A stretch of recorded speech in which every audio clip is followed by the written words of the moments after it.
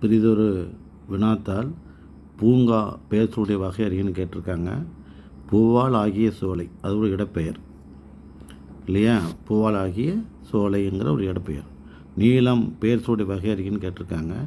நீளம் என்பது ஒரு பண்பு, சுவை, அளவு, நிறம், இவை எல்லாமே பண்பு குறிக்கிறனால அது பண்பு பெயர். கொடுப்பது ஊம் என்பதனுடைய இலக்கண குறிப்பு இருக்குதுன்னு சொல்கிறாங்க. ஊ அளவெடுத்தா இன்னி செல்லப்படை அப்படிங்கிறது நல்லாவே தெரியும். எனவே இன்னி செல்லப்படை. அதே சமயத்தில் 2 சீர் ஊ அளவெடுத்தா இசைநீர் அளபடின்னு சொல்லணும். 3 சீர் ஊ அளவெடுத்தனால இன்னி செல்லப்படின்னு சொல்லலாம். சுழல் என்பவருடைய இலக்கண குறிப்பை கேட்குறாங்க. சுழல் அப்படிங்கிறது சொல்லுதல் என்கிற ஒரு தொழிலை குறிக்கக்கூடிய ஒன்று, தொழில் பெயர். நகையும் உவகையும், நகையும் உவகையும், அது சிரிப்பும் மகிழ்ச்சியும். இப்போ உம்முங்கிறது வெளிப்படையாக வந்திருக்கு இல்லையா?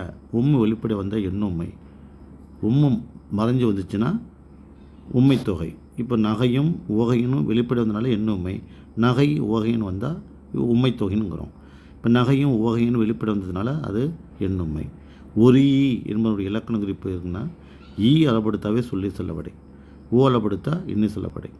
உருவடை, சால ஒரு தவன் அணி கடிக்கூர்னு ஒரு வார்த்தையில் வந்தால் உரு அப்படின்னாவே உரிச்சொல் தொடர்.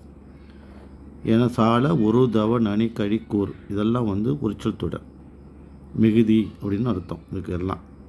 எனவே உருங்கிற வார்த்தை வந்துட்டாலே அது உரிச்சொல் தொடர். சால ஒரு தவ நனி கழி கூர் என்ற இந்த 5 வார்த்தை வந்தாலே ஒரு வார்த்தைக்கு முன்னாடி அது உரிச்சொல் தொடர். ஏன்னா அதுக்கு தனியாக அர்த்தம் இல்லை, அதுக்கு பின்னாடி வரக்கூடிய வார்த்தை வச்சு தான் அதுக்கு அர்த்தம். எனவே அது உரிச்சொல் தொடர்னு பேர். நன்றி, வணக்கம்.